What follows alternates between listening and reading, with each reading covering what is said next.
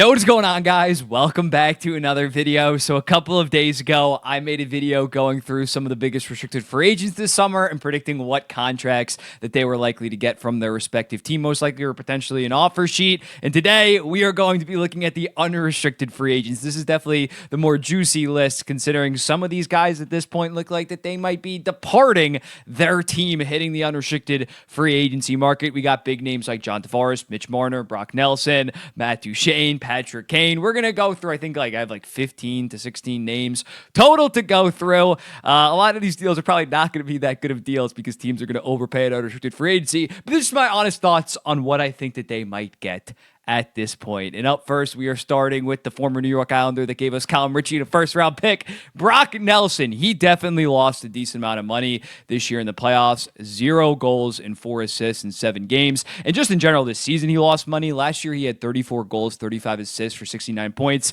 This year, down to 26, 30, and 56, as well as that lackluster playoffs. So I'm going to go with 4 years at $6 million. If he had a solid year this year in a good playoffs, probably would have been staring at like a 5-6 year deal at $6.5 to $7 million, something like real egregious. But I think that teams might not be as high on him. 4 years, $6 million, still can probably be a solid second line center, but he is 34 years old. He's getting up there in age. I would stay away from him if I was a team that had serious playoff aspirations, serious contention aspirations.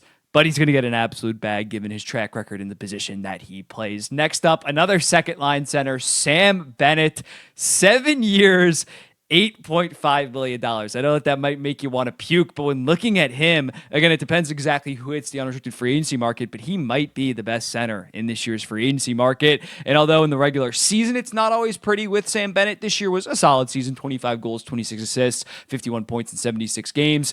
Come playoff time, he definitely is a guy that you like as your second line center, an absolute wrecking ball. You can hate the way that he plays, but is definitely effective come playoff time. And I could see an actual contender's not going to give him this contract, but I could see like a Seattle Kraken or some desperate team just give him a shit ton, and then you probably won't even see him in the playoffs. He'll just have a lackluster regular season. But he's absolutely going to cash out, not crash out. He's going to cash out considering he's a Stanley Cup champion and has not really made a ton of money in his career yet. Sticking with the Florida Panthers, Aaron Ekblad, I'm going to go with 7 years, $7.5 million. I think another guy that might also be leaving the Florida Panthers, considering the fact that he had that PED scandal that he missed 20 games. They brought in Seth Jones on the right side, who's at $7 million for the next 5 years. They might not be as eager to re-sign Aaron Ekblad at 7 to 8 years. But at the end of the day, if Brandon Montour, if Brady Shea got $7 million, $7.14 million a year later with the salary cap inflation, somebody's going to give that to Aaron Ekblad. He's still a good 40 to 45 point two-way guy. Definitely was more offensive back in the day, but after that, I believe it was a leg break back in the 2022 season when he had 57 points in 61 games. Was looking like he was finally reaching his potential. Has not really been the same guy. Still can handle 22, 23 minutes a night. But this deal is probably going to be an absolute disaster as well. Nikolai Kulemin as an unrestricted free agent. I'm going to go 7 years, $8.4 million. I would actually like if a team went out and got Nikolai Kulemin. He was fantastic this season. 63 points in 69 games. Last year had 61 points, which was a bit of a down year, but Rick Bowness only played him like 15 minutes a night. This is one of the best skaters in the NHL. This is one of the best transitional players in the NHL. I think that for some reason, NHL GMs maybe don't value him as much as he should be. I would absolutely love this for like retooling teams like the Boston Bruins or my New York Islanders. I think Ehlers is a guy that, because he's not the most physical, because he's not a center, he's not going to get some kind of monster deal, but he's the guy that I would definitely be targeting if I was a team that needed immediate help and had salary cap space. Patrick Kane, I'm going to go 1 year, $5 million. I think he's going to re-sign most likely with the Detroit Red Wings, or he's going to sign a 1 year deal. This year, still very solid offensively, 58 points in 71 games. But last year, he was actually pretty solid defensively, as well as having like 47 points in 50 games. This year, he came crashing down yet again in defensively like he was from 2019 to 2023. Again, still an effective all-offense second liner, but I don't see him getting term really anywhere. And I think he's going to weigh his options, just sign these 1 year deals and be able to bounce around. I think that he tends to like that, given the fact that's what he's done the last 2 years. So it makes sense for Patrick Kane and makes sense for a team that might need immediate offensive help. Ivan Provorov, 7 years, $7.25 million. Similar thought process here as Aaron Ekblad. Maybe he doesn't have the same name value, so he doesn't get quite the same.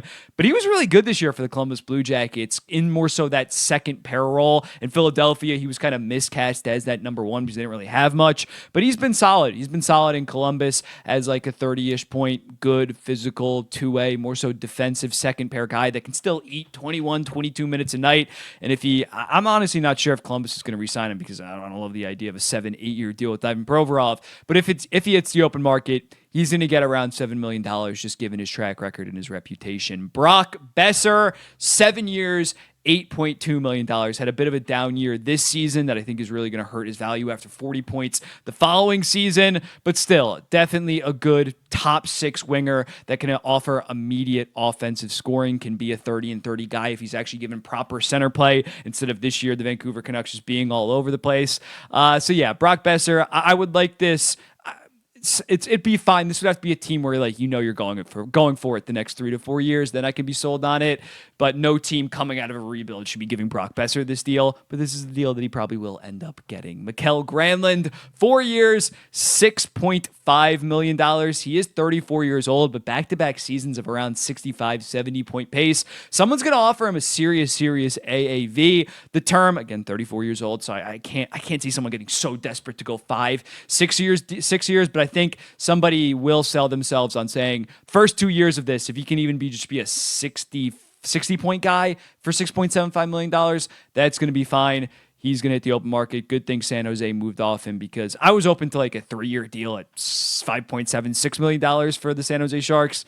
This is just far too much. Mitch Marner, the top unrestricted free agent. I'm going to go 8 years, $13 million. I think he gets one more million more than Mikko Rantanen, given the fact that Toronto taxes versus Dallas. I think he's probably going to end up staying in Toronto. I think at the end of the day, the hometown team will win out. Still, $13 million is a serious amount. But as long as he's what he was this season, that deal will be fine. 102 points. He's been very good defensively throughout his entire career. This year in the playoffs, also playing solid. 12 points in 10 games, or I'm recording this a day before. I don't know what he put up in Game 5 against the Florida Panthers. But yeah, I don't think anything's going to massively change unless he either gets hurt or plays out of his mind. But 8 years, $13 million. If he hits the open market, I think 7 years, 13.5, it could potentially get out of hand. But I'm predicting a re-sign, and I'm predicting 8 years. John Tavares, the other notable unrestricted free agent for the Toronto Maple Leafs, give me 5 years, $6.5 million. He is 34 years old at this point, so when looking at him, I think he's going to get some term, but at a low AAV where Toronto could say he's going to be net positive for the next 2 to 3 years. Had 38 goals, not 38 points, 38 goals, 36 assists for 74 points in 75 games.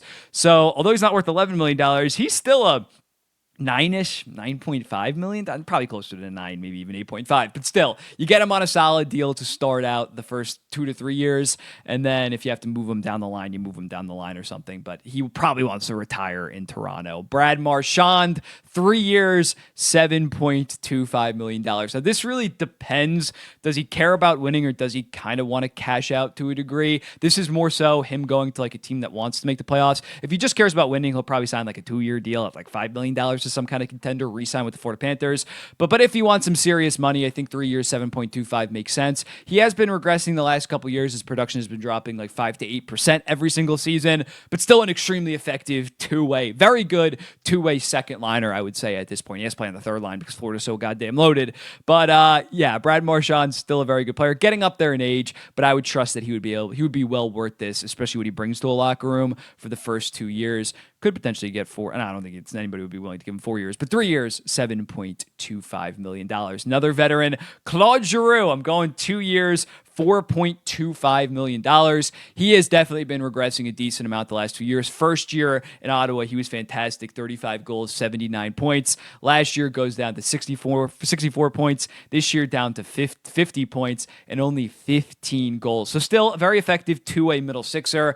So I think you sign him to this. It's going to be a good deal the first year, and then the second year, I think he'd still probably be worth 4.25. It appears like he wants to stay in Ottawa, unless he goes back to Philadelphia for some reason. I don't see him leaving the Ottawa Senators. So yeah, 2 years, 4.2.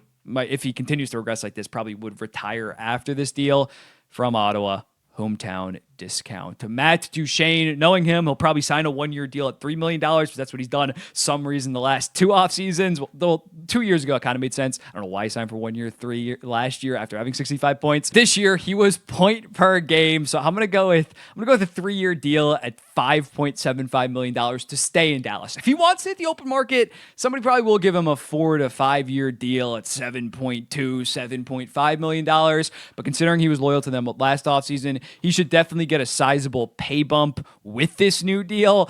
But I honestly don't know at this point. I don't know what Jim Nill has on him to continue to take these dirt cheap deals. But yeah, those are my unrestricted free agency predictions. Let me know in the comments which deals am I completely off about. Which teams do you think will sign some of these kind of egregious 7-year deals that I listed? I'll be seeing the next one. Peace.